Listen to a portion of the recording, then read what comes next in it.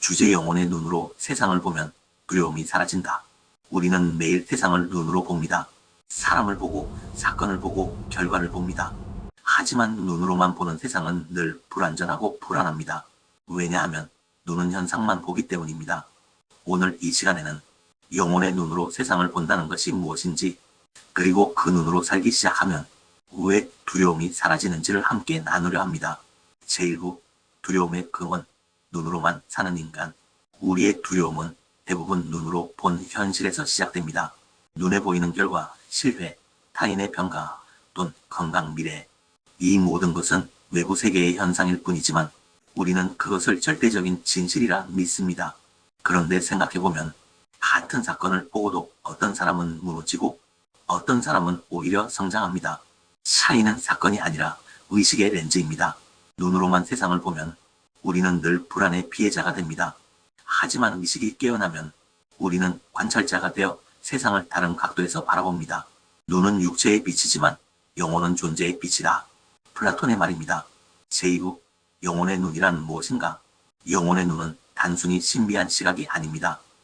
그것은 존재의 본질을 꿰뚫는 깨달음의 시선입니다. 영혼의 눈은 나와 세상을 분리해서 보지 않습니다. 모든 존재가 연결되어 있음을 느끼고 모든 일이 내 성장의 일부임을 압니다.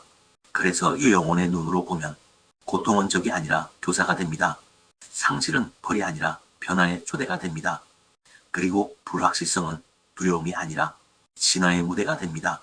영혼의 눈은 언제나 질문합니다. 이 일은 나에게 무엇을 가르치려 하는가?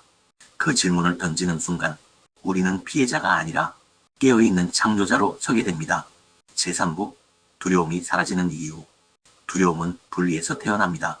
세상과 나를 따로 보고 결과와 나를 따로 보기 때문이죠. 그러나 이 영혼의 눈으로 보면 모든 것은 하나의 흐름 속에 있습니다. 실패도 성공도 빛도 어둠도 모두 전체를 이루는 일부입니다. 따라서 이 영혼의 시선으로 살면 나에게 일어난 일이 아니라 나를 통해 일어나는 진화를 보게 됩니다. 이것이 바로 두려움이 사라지는 이유입니다. 두려움은 저항에서 태어나고 사랑은 수용에서 시작되기 때문이죠. 완전한 사랑은 두려움을 내어 쫓는다. 요한일서 4장 18절 말씀입니다. 이 사랑은 감정이 아니라 의식의 진동입니다. 즉, 세상을 영혼으로 이해하는 상태입니다. 제4부 영혼의 눈을 여는 3가지 연습. 1. 관찰의 연습. 생각, 감정, 사건을 나로 동일시하지 말고 관찰합니다. 이건 지금 내 안에 두려움이구나 하고 인식만 하세요. 인식이 곧 해방의 시작입니다. 이 의미 찾기 명상. 매일 하루 중 가장 힘들었던 일을 떠올리며 묻습니다. 이 일은 나에게 어떤 성장을 주려 하는가? 그 답을 듣는 순간 고통은 메시지로 바뀝니다. 3. 감사의식 확장하기. 영혼의 눈은 감사할 때 열립니다. 결과가 아니라 과정 그 자체에 감사하세요. 감사는 영혼의 파장을 높여 두려움을 녹입니다. 이 3가지 연습은 단순하지만 계속 실천하면 눈이 아닌 영혼으로 사는 삶으로 바뀝니다. 결론, 세상은 변하지 않아도 나의 현실은 바뀐다. 세상은 여전히 혼란스럽고 불확실합니다. 하지만 의식의 시선이 바뀌면 그 혼란은 더 이상 두려움이 아닙니다.